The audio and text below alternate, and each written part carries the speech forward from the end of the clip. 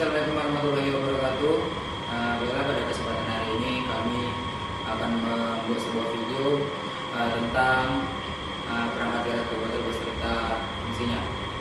Perkenalkan, nama saya Samsul, NIM saya 4311 401059.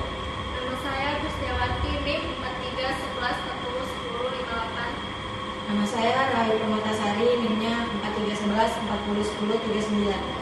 Nama saya Febiana Puspa, NIM saya 4311 401046. Nama saya Adriana Netastuti, NIM saya 4311 401045. Baiklah, pertama kali saya akan menjelaskan tentang casing komputer.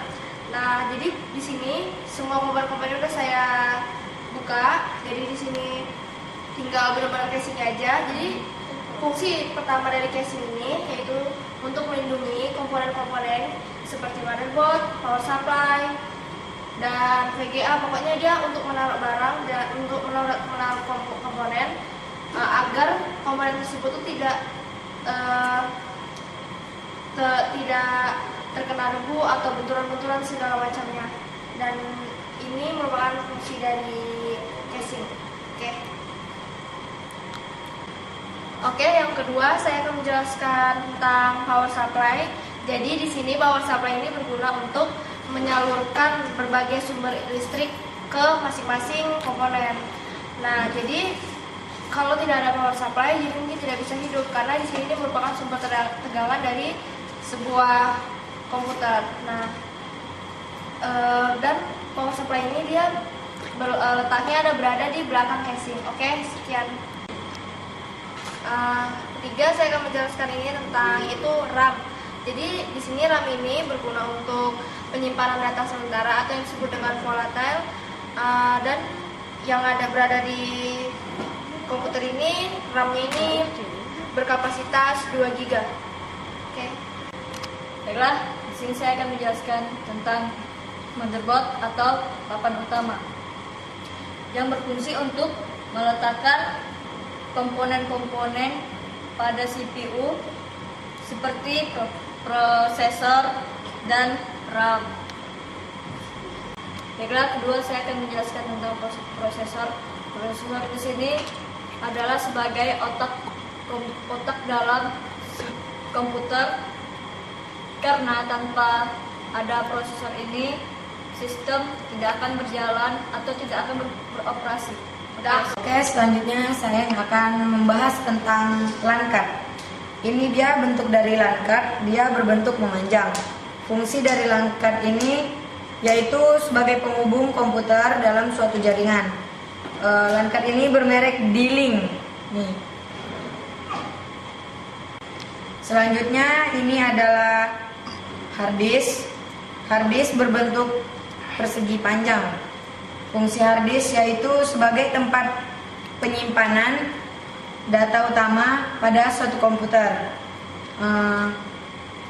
Ya gitu. Ini namanya monitor. Monitor ini biasa disebut dengan screen atau display. Fungsinya adalah untuk menampilkan video dan informasi grafis. Monitor ini bentuknya sama dengan televisi, cuman bedanya kalau televisi itu dia bisa menampilkan informasi grafis dengan resolusi yang lebih tinggi. Di sini ada mouse dan keyboard. Mouse dan keyboard ini berfungsi untuk menampilkan karakter, teks, dan objek yang dihasilkan oleh komputer melalui kartu VGA. Nah, ukuran dari keduanya ini cukup beragam, fungsinya tapi tetap sama.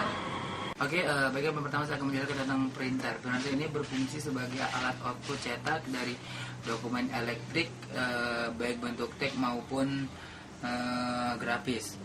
Pada sebuah komputer biasanya menggunakan kertas. Oke, yang selanjutnya itu tentang saya akan menjelaskan tentang fungsi dari scanner. Scanner ini mereknya pertama itu merek Canon. Oke, fungsi scanner sendiri yaitu kebalikan dari printer, yaitu memindai input dari luar komputer ke dalam bentuk elektrik yang diolah secara digital. Sepertinya ini ya dalamnya. Apabila kita ingin mengcopy dokumen, kita taruh dokumen di sini, lalu file dokumen tersebut akan masuk ke dalam komputer sehingga bisa kita lihat hasilnya sendiri. Oke, selanjutnya adalah speaker. Speaker ini berfungsi sebagai alat output suara yang dihasilkan dari komputer. Selain itu, ini bentuknya.